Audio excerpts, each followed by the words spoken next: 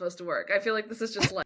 Okay. Okay, y'all, we just recorded a whole episode that didn't even work because Erin had to bring her A game today, and she got a new microphone. I don't know if you noticed the up level. Okay. Teachable moment, because honestly, the number of times I've gone to like put up a social media post or been doing something, or even like creating like TikToks or other things where it'll just like crap out and then just erase it. Like the number of times that has happened to me. And the people who succeed in business will keep on pushing forward and be like, no, I refuse. We will do it again. We'll take it again. I have an endless well of knowledge in here. If I spat fire 5 minutes ago, then you're going to get it again. Here it comes. So Yes, girl. Yes. No, it's true. And probably what we said wasn't meant to even be recorded because there is something divine in what's meant to be. So I'm going to trust that that was not meant to be. And yes, so consistency too. I think that it's so important that we just continue to show up. And that is definitely like the number one thing that we forget to do for ourselves is just show up, do the thing. If it doesn't work the first time, show up again, do the thing again. yeah, it's a resilient attitude. And honestly, to expect things to go awry fairly frequently. I mean, to be honest, like if you're like forging a new path and figuring out things as you go, you should just expect to be like, okay, tried that. Oh, that didn't work. Okay, moving on, right? Like the next thing without it being like a moral failure or like a whole thing of like, why did I do the thing? It's just like we're staying focused, moving forward, right? And we're just like not gonna like if we trip, we're not going to fully fall. Okay, we're just going to trip and keep walking and like play it off like a dance move or whatever, and it's fine. It's true. I actually went to the ballet this weekend. I went to go see the Nutcracker, and it made me really. It was very interesting for me to watch the different energies that were on stage. There were definitely people who were dancing it, and then there were just people who were doing the moves. Even at that professional level, I could tell who had spent time getting to the point where they knew this dance so well that it was just part of them. And I could see the people who were still under construction, but showing up anyways and giving their best self anyways. I appreciated both, but it was very interesting. And everyone was at like a very high caliber. So that's not even to discredit the level of performance that I saw. It was a professional performance. It was very well done. It was probably one of the best Nutcrackers I've ever seen. But I could tell based off of people's energy, like who was really embodying their character. I would say the Sugar Plum Fairy was the best out of, and usually that's the most technically difficult one to dance. So she's going to be at a higher level anyways.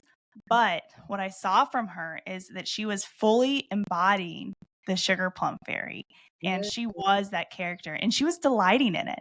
She was delighting in her moment on stage and enjoying the time that she had there and not taking it for granted. And so it was just so beautiful and very inspiring to watch her work in the way that she was working. And I actually think there was one point where she kind of missed a step, but she was so embodied that it didn't even matter.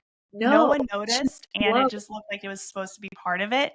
And I think the only reason why I noticed is because I was watching her so closely. I mean, my eyes were laser focused on her feet because I was so interested in admiring the skill level. Well, it is interesting too in terms of like finding flow in your zone of genius. There's like two parts of it. Like part of it is like the being so practiced, right? So guaranteed at some point she was like the other people who were like, oh my god, what's the next step? Like, kind of like overthinking it. And so some of it is just like practice, like keep going, keep doing it, keep exercising it, and then eventually it becomes second nature. Like you don't have to think about it. It just happens.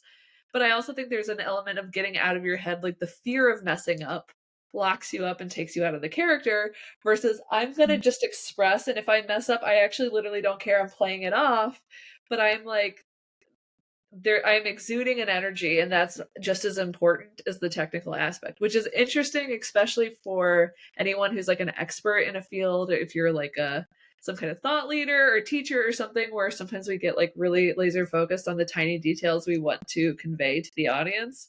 And like, yes, they want to get some of the information, but to keep people engaged, they want to feel a certain type of way. Like they want to feel like you're feeling it first of all, and if you're excited Mm-hmm.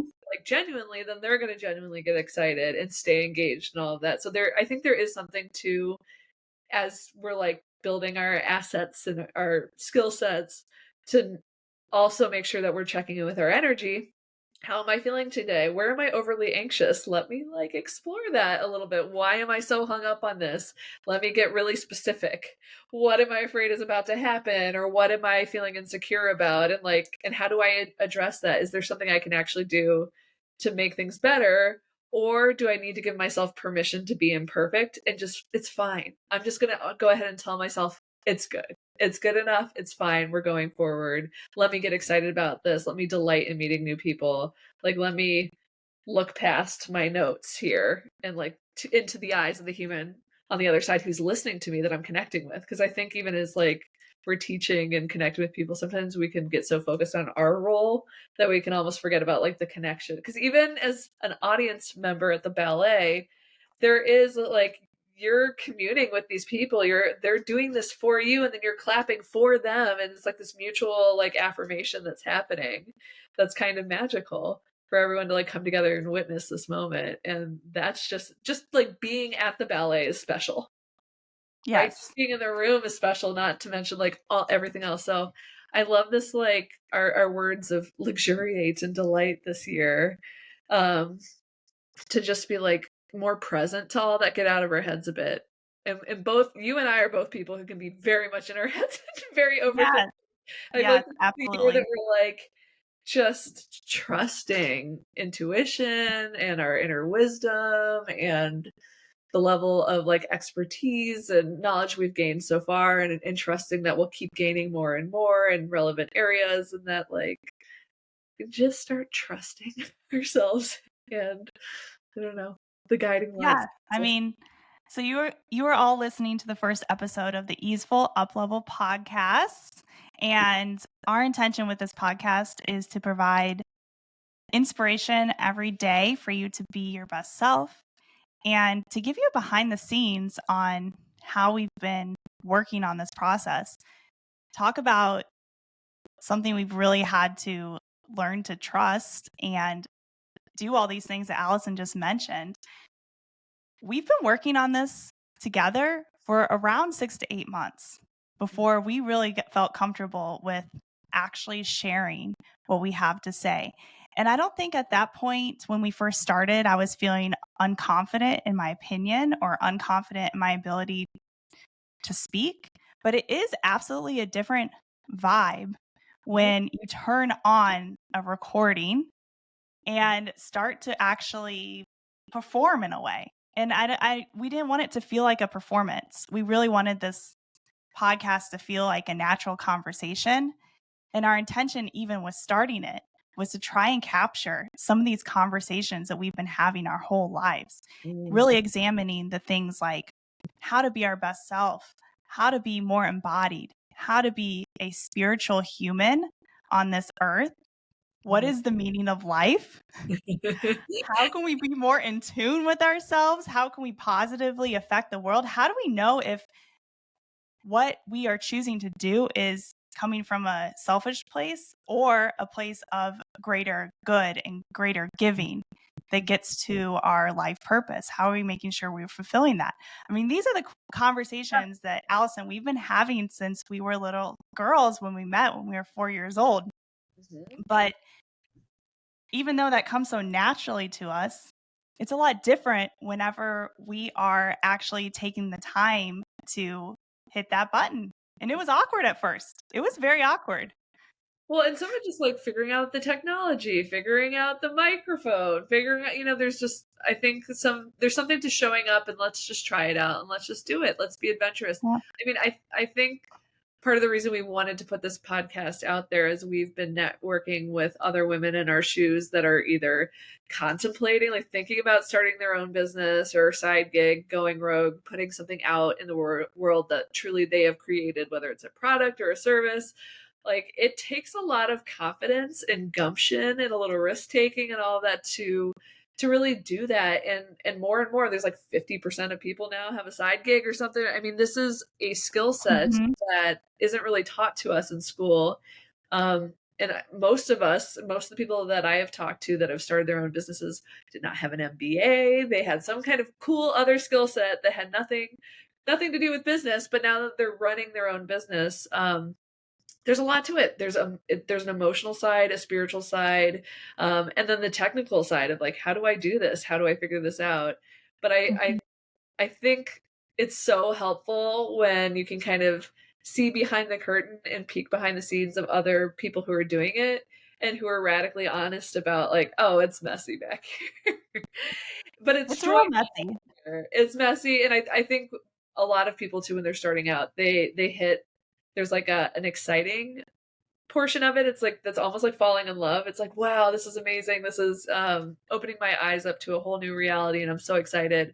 And then as you're in the work, eventually a lot of people hit a bit of a wall where they're like, I don't know what I'm doing. This isn't fun anymore. Who am I to do all this? And it's so helpful to connect with other women who are like, girl, been there, done that. It's okay. Like stay in it, and tap back into other people who can kind of like egg you on and encourage you. Keep going, stay consistent. Like, honestly, keep going is Yes. like one of the biggest pieces of advice I feel like that I bring up a lot. And it's like, I mean, pay attention, pivot. There's lots of other things that come with it, but there is something to be said about just developing a very resilient, hopeful, flowy mindset. And that takes like upkeep. You need to like listen to good things that feed that, watch just like everything that you engage with. You have to think about how it is affecting your psyche. And so we want to have something that'll feed that part of you that's hopeful and excited and creative and passionate and is going to be very successful. And we just want to foster that in other people because we need Yeah, that. We need that tribe and that sisterhood. we do. The community aspect is so important. I would not have been able to even start this business without so much work that was put in, where I brought literally my community of women that I knew in order to help me to even get to the point where I felt confident enough to start the business. Mhm. I remember I think it was 2020 or maybe even 2021, I come to you, Allison, and I was like, I feel terrible in my job. How do I get to a point where I don't feel like I'm overworked or bitter or stressed or just unhealthy overall? You know that feeling whenever you're like, I just feel awful every day. And I know I'm meant to work in a different way or be in a different place. And how can I start to just begin the journey of getting to the place where I know what I want? I mean, I think that was like the number one question I had to figure out how to ask myself is like, why don't I feel comfortable? What situations are making me feel uncomfortable? So keeping like a log of that. And then also, how do I want to start responding in these situations that could get me a different outcome? Where do I need to set up boundaries? That's definitely one of the pieces is like you have to start to figure out how to set kind boundaries, but thoughtfully. And then who all is in my circle that I can lean on for support? And Allison, you were absolutely one of those. And I'm lucky that my best friend from childhood just happened to be a life design coach. But I think for anyone else who's not your best friend, absolutely. Find someone like Allison or reach out to Allison because having someone on your side who can help you to identify and react differently makes so much of a difference to even know what you want in the first place. And then I think the other thing I brought in was one of my girlfriends was starting a human design business. And I had seen that she was posting on Instagram these really fun human design clips about like celebrities and their human design and why they are who they are and what we can learn about them using like their birthday and birth time and things like that. And that was very helpful to me as well because as a projector, my style of working is much different than what the standard 9 to 5 corporate environment provides. And so, even to just continue to exist in that environment until this year, when I started my business, I needed to think of different ways that I could engage with my coworkers. I needed to set different boundaries, and I needed to be okay with the fact that I might see opportunities differently, or I might need a different way of working that might not be as fast paced as others, but that my way of working was just as valuable as someone like yourself, Allison, who is a manifesting generator. And Mhm. you have just like boundless energy. You are always thinking of new ideas, and you're like nonstop. And I Yeah. could never keep up with that level of work style. But still, what I bring is a different style, and that's just as valuable. And I feel like together it works really nicely. Yeah. But also, you have to get to a point where you're okay with yourself. I'm sure at some points you felt insecure about your way of working and were Absolutely. wondering why you couldn't be like someone else. Yeah, well, it's so interesting too in terms of like when you come to realize that you need to work differently than what your current job allows you to based on your nature and like what feels natural to you. I mean, as a manifesting generator working at the time for a hospital that had a lot of red tape and a lot of rules where I'm all about innovation ideas and let's make it happen quick. Like let's do it now. What are we waiting for? Yes, What do you mean? Put a proposal and wait 4 years for it to then probably not happen?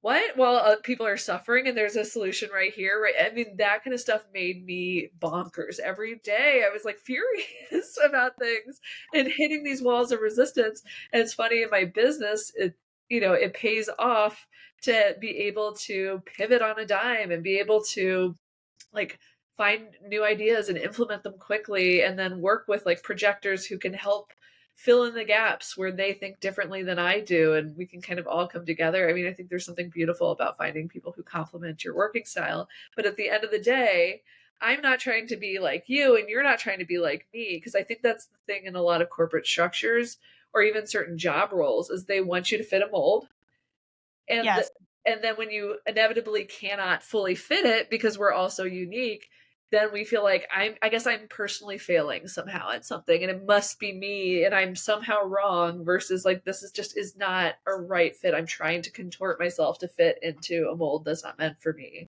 Whereas when you can start your own business, you can be really mindful of like who am I? What are my needs? What is my unique way of working and how can I actually structure my business around it and take whatever liberties and give myself permission to set my hours. I can have weird hours if I want. And other people will be fine with it in my experience, right? Having little kids and stuff. I've had like some of the strangest hours, and all my clients have just been like, oh, that's great for me. No problem. I can yes, make that work. So I think there's a whole world of opportunity. I think that's so fun in the entrepreneurship world that we love to I don't know, shamelessly evangelize of like, girl, you can do it. 100 years ago, everybody ran their own business. I don't know why it's so weird now. It's like yes, people don't even think they could possibly do it when that used to be literally the way that most economies worked, right? Back in the day. So it's just wild. yes. I mean, I there's so much I want to talk about there, which I think we have about 10 episode ideas just surrounding this topic. I would love to bring a human design expert on to talk to us about what is human design and how can we find our charts and what about our charts do we need to key into in order to kind of develop the best working style for us. I actually have someone in mind, and she said that she would do our combined human design chart. So there's actually a way that Ooh, you can overlay charts in order to understand partnerships I love and how it. we can best work together and what we're meant to do in terms of our combined purpose. So I would love to do that, and we can let the listeners listen in, and y'all can be a fly on the wall for that. And then I also think just continuing to hold ourselves accountable in terms of this idea of easeful living and easeful upleveling. Mhm. I Yeah. love that we have chosen specific words to kind of go into next year. But we also know that our words might be forgotten about if we are not doing certain levels of upkeep on them. So for everyone listening, my intention next year is to luxuriate. And there's a lot that has been coming up in my business that has made me feel panicked and probably anxious if I were to be my old self. But having worked on so much in terms of mindset over the past several years, what I have actually found myself doing is really flipping these things that might feel anxious to the old Erin.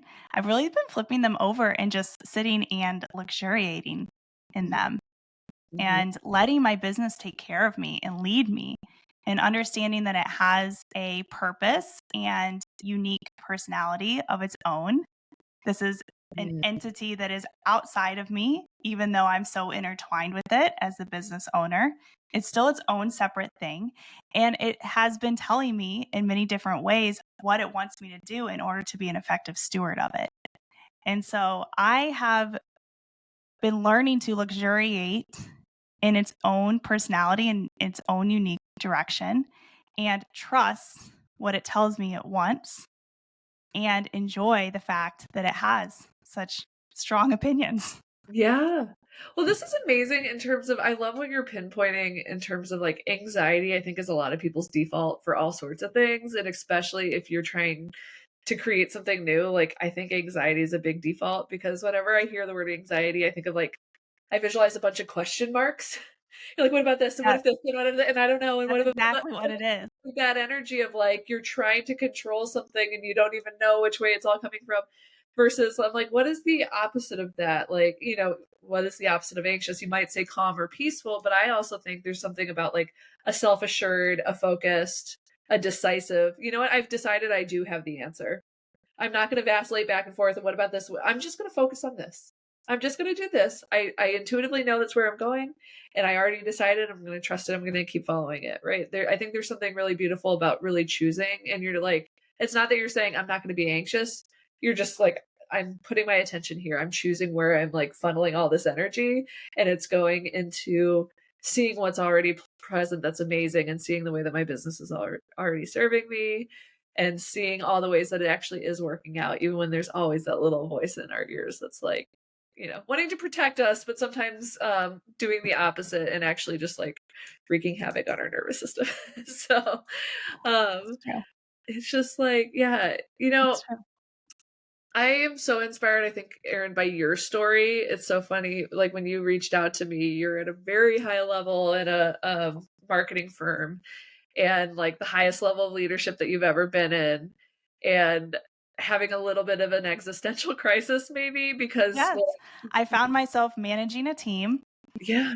at a startup, and it was a team also who was pretty fresh out of college, and so I had this group of individuals who was looking to me for answers.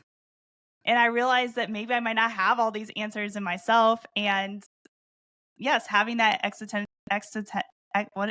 existential crisis. I can't even talk about it because I get all clenched up again. Well, I think the question of like, how do I be an effective human? How do I be an effective leader? Like, just real quick, I mean, not to get too into the weeds of it all, but I remember there was a moment when you came to me where you're like, I'm really questioning myself because I'm new to all this. And very intuitively, I'm, like you're figuring out what the business needs, what the kind of metrics are, what the role is, all that kind of stuff. And then knowing like you knew that you needed to nurture people Yes. and like come alongside of them and encourage them and coach them. Like you knew that there was a big emotional component to managing these people and getting them to like churn out effective results, which was very different and countercultural to everything that you'd been involved in the past. And even the other leadership and maybe male leadership might have been like, what are you doing? Like at one point someone called you a work mom and you were like, is that an insult or a compliment? I don't know what to make of that. And I was like, compliment. Like, what we should be nurturing people, and you're like having good boundaries. But I think there was something that was really cool when you finally owned of like, maybe I am the work mom. And honestly, maybe that's why things are going great. And honestly, the more that I'm tapped into like the vibe in here and I can tell that people are all out of whack, I know that they're not going to like meet their metrics or whatever. I'm going to be like, how are you doing? What's going on? What do you need? How can we support you? And then, of course, the results follow, right? So I think it's just really cool, even in terms of like redefining the best practice, because even some of the best practices out in the world are actually not the best practices anymore. They're obsolete at this point. The world has Yeah, changed quickly. especially on the internet. Yeah. Everything moved so quickly that what was great last week is going to be different this week, and we have to be adaptable. And a lot of times too, follow our intuition.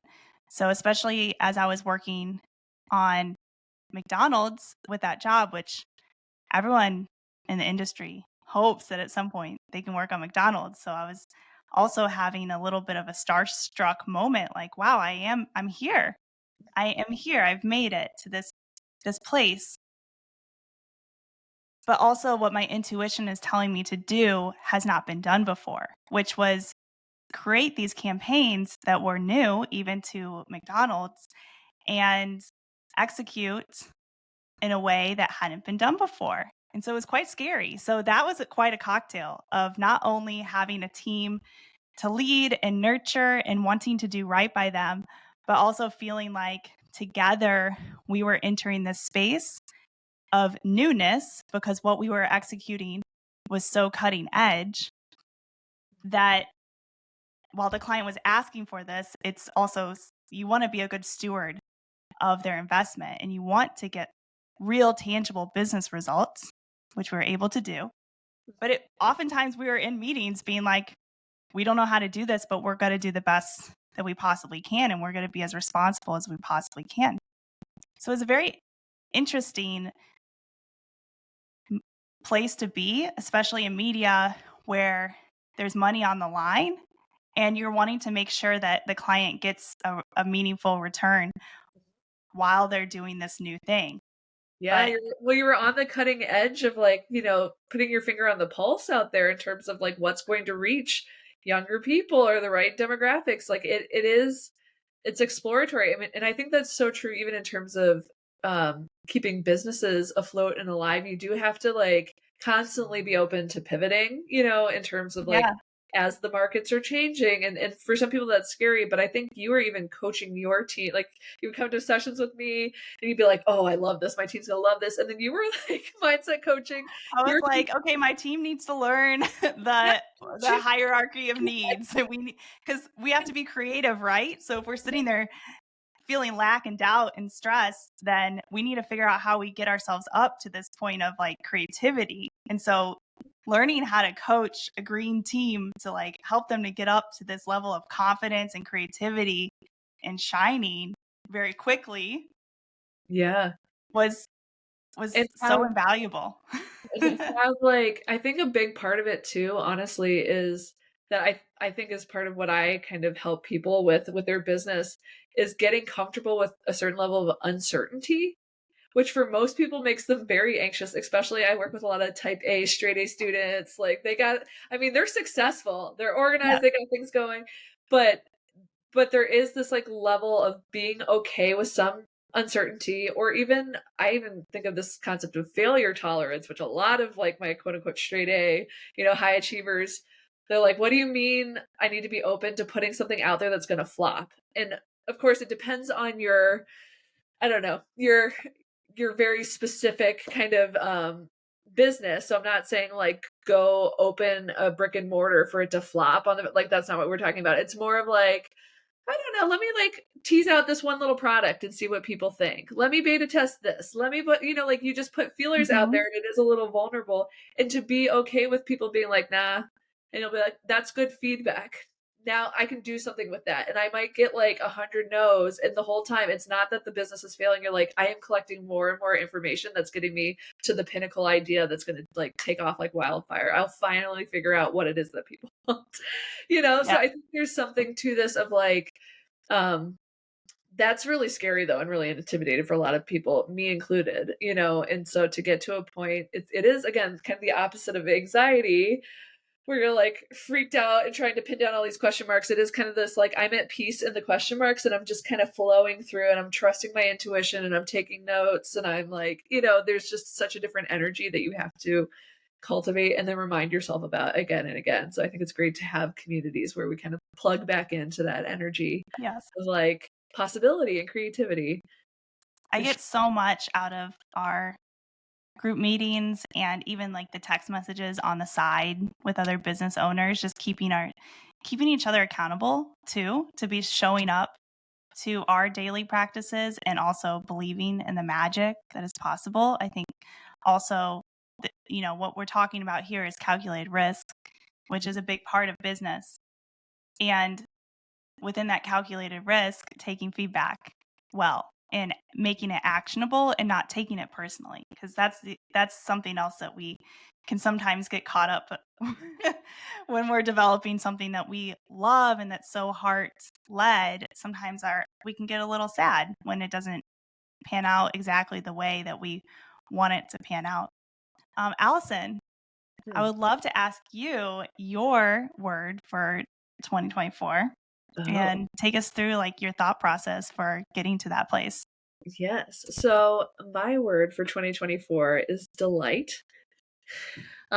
Because it's, in the past, I've had certain years where joy was a word. I have this course that I created called Cultivating Joy that literally teaches people step by step how how to be happy, which is so funny. But I've had so many grown people be like, I was never actually taught. I was taught how to survive or how to succeed. I was not taught how to actually be genuinely and consistently joyful, which I consider to be like a deeper, more steady emotion than happiness. It's like a contented, I don't know, very like purposeful feeling.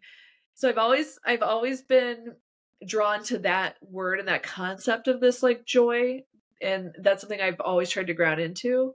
But I really like the word delight this year because there is something that's a bit, to me, childlike. I kind of think of like this little girl in a tutu, like skipping through puddles and just like, haha, just like enjoying the little things, and I think there's something about this concept of delight too that delight I feel like doesn't really happen on accident, That's right? true. Like That's a good point. some things like, sometimes waves of joy or joyful things can come and hit you, but delight to me is like an intentional where you're putting your focus, right? Because you could have two people in the same scenario of like, let's just say Aaron, you and I go to like some like Michelin star, like amazing restaurant. There could be some like walkety walk person behind us that's like, who chose these tablecloth colors? Like, what is we all know that person, and you're just like, oh my gosh. Whereas, like, you and I could be like, oh my gosh, like, do you see this detail? Like, in a positive way, like, we can attune to what we see and then take a moment and be really present to it and be like, that's delightful. There's something very sensory about it too. Like, this is a delightful cup of tea. Like, this aroma, there's just like, it's very grounded and present. And it's just like the choice to pause and be like, this is great, especially Yes. with all the tiny things. And the thing is too, once you go looking for these things, they're everywhere. Like I can literally just like scan my environment and find a handful of details to delight in. And so I think that's in terms of like creating our own joy and like keeping energy up. Because I will also say, now that I've been in business for like a little over 3 years, 3 to 4 years at this point, I have noticed as I've tracked my metrics and my income that it's always the seasons that I am having the most fun. And I always like consider it like when I'm like cutting loose in my business, I'm like, I'm not going to take this too seriously. I'm just going to talk to people. I'm going to do this kind of stuff. I'm going to go have fun. I'm going to find a way to make certain fun things and essential business tasks that I can expense and do it properly. And whenever I do that, it's like the business takes off and it booms and it grows and, the money comes and it's like all of these things. And then it's always when I'm like, how am I going to make this? But when I get too serious about things is when like we lose some of the magic. So I believe deeply in the energetics of this all, and I really feel like the magic is just us. It's just like what we're doing with our energy and where we're pointing it, and I think if I'm delighting, then hopefully some people can come and delight with me, and we could just Yeah. all have a delightful time. I love how you were like, "Isn't this great?" Like, you basically were like, "Let me whisper just this person sitting next to me, isn't this great? Isn't this magical? Isn't this wonderful?" I love that as kind of a gut check, and I love seeing your inner child too just kind of pop out of you when you said that. You were just like, "Yes, I'm skipping down the street in my tutu, and I'm loving my life because this is how I feel." I Yeah. wanted to Well, express myself today, and I love the ability to really, like, nurture that inner child as well with that practice every single day, and I'm sure that also gives you so much more mhm. joy and contentment just from listening to her as well. Yeah. Well, and energy too. It's so funny too in terms of when I talk to a lot of adults or a lot of people that are struggling with burnout, there is this sense of like heaviness or lack of energy or lack of motivation. And sometimes it is like a very physical, real health concern, but a lot of it is this like mental, emotional, spiritual death a little bit, or like it's like your spirit has been, I don't know where it went, right? But and I think there is something about like finding these things to delight in. Like you could see even as I'm talking about these things, I'm feeling my energy rise. And all Yes. of it is just where I'm directing my attention. And all of a sudden I'm like, wait, I literally feel like I actually kind of want to go skip down the street right now, like run around a little. Like I genuinely I feel that. wish I was there. Yeah, we could, well, you and I could just come frolic together, but there's a part of me, even though it's a Monday morning and definitely like any other mom in her 30s woke up like, I'm tired, right? But and yet if there is something to when we nurture our spirit, it does then manifest into physical energy. That manifests into, you know what, I am gonna go work out and I am gonna eat healthy and I am gonna prep this thing for tomorrow. So that future me says thank you for organizing this for me. Like my life is just gonna flow a little bit easier and easier because I'm like cultivating these really juicy, happy, hopeful thoughts. I mean, I am such a fan of positive psychology. I know people are always like talking about toxic positivity and spiritual bypassing and all that kind of stuff. And yes, there are ways that that happens that is definitely not helpful. But I actually do think maintaining hope and excitement and creativity and like keeping those expansive thoughts, I don't think it's frivolous or shallow. I think it's actually something that's really runs deep and benefits. Can only do good to be like, tomorrow's going to be a great day. I just decided it's going to be. It doesn't Well, actually that is something that I learned from you in the Cultivating Joy class. It's some everything I learned in that class, I am actually still doing, and I happen. can report back. It does cultivate joy. But the morning routine, the primary takeaway that I got from that will always stick with me is you said that you get to decide how you want to feel, and literally write on top of your paper in the morning when you're doing your 10-minute morning routine, how do you want to feel today? And that is, again, I think also why I know that if we continue to stay on top of our words for the year, that will help us so much, because it gives you kind of that like North Star when you're making decisions throughout your day. Does this make me feel peaceful? Does this make me feel luxurious? Does it make me feel, am I delighting in this?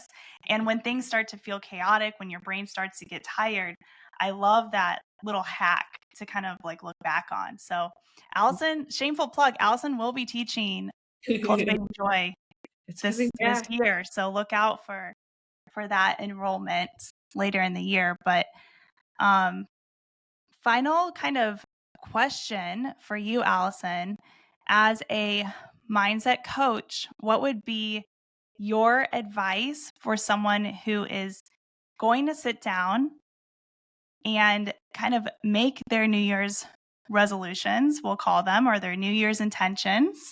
Mhm. What is your advice for a process that someone can go through in order to do that? Mhm. Yeah. So it's really interesting. And this actually ties into what we were just talking about in terms of sustainable New Year's resolutions, because there people have actually like looked into it, studied it. It's like 1% of people who set, a resolution actually is still actively working on it or doing it by December of that year. So most of us set it and then kind of forget about it. But I think there's this tendency to get overly attached to outcome based goals, which it's good at times to define what outcomes you want. But for someone who says maybe I want to lose 20 pounds, like there's weight loss is such a common New Year's resolution. And I think there's something about some of these things, or I want to make this dollar amount, or I want to do this, that can, I think, kind of like frustrate us, or we're so focused on the end, we forget about the process, and the process is everything. So, whereas if the goal is like, I want to feel motivated to get up and move my body every single day, and I want to enjoy it.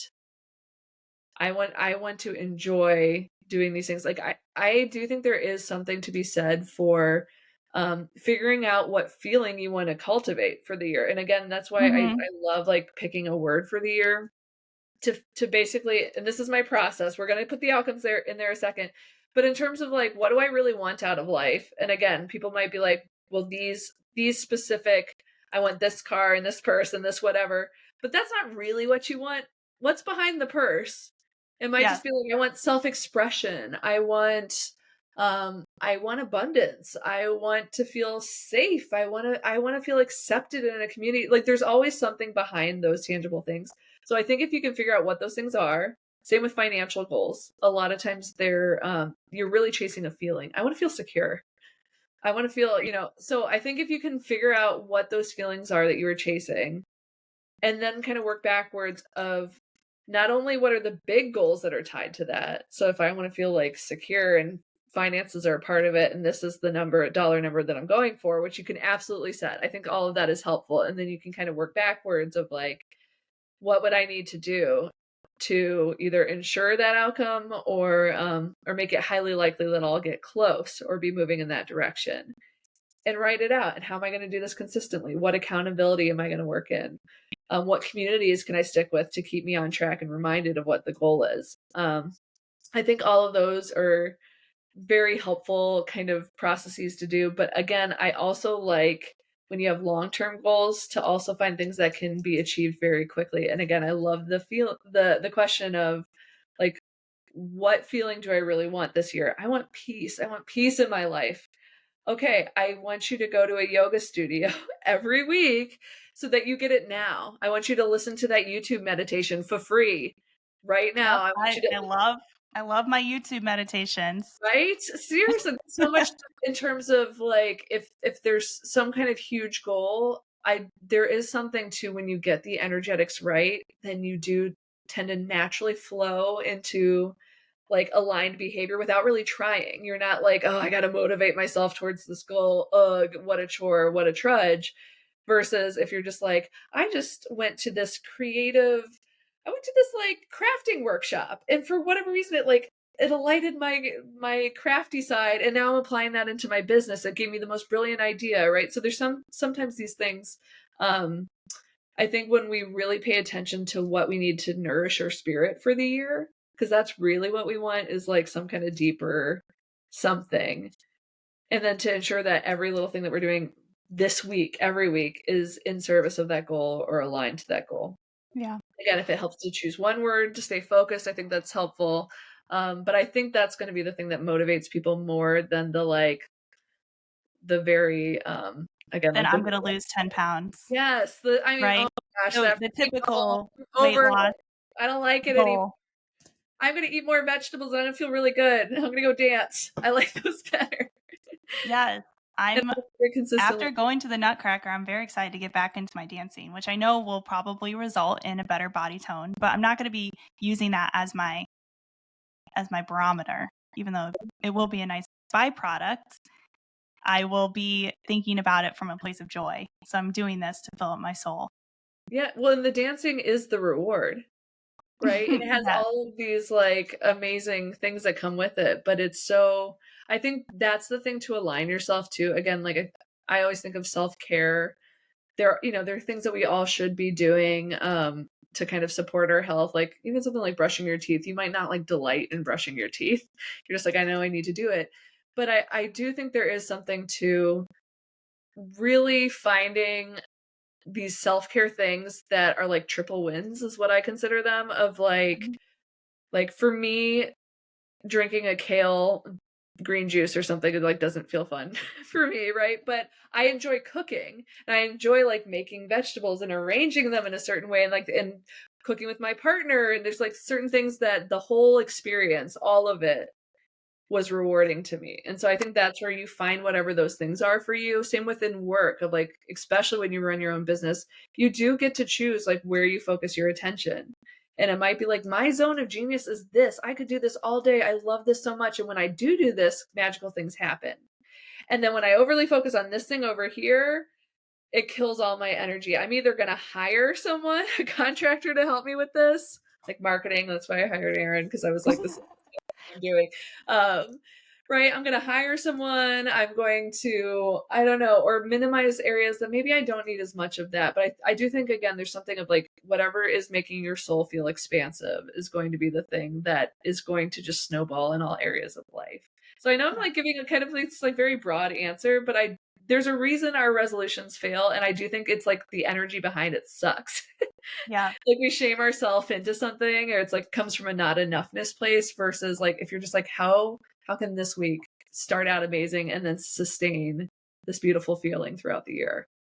Yes. And I think part of that I've learned is also rest.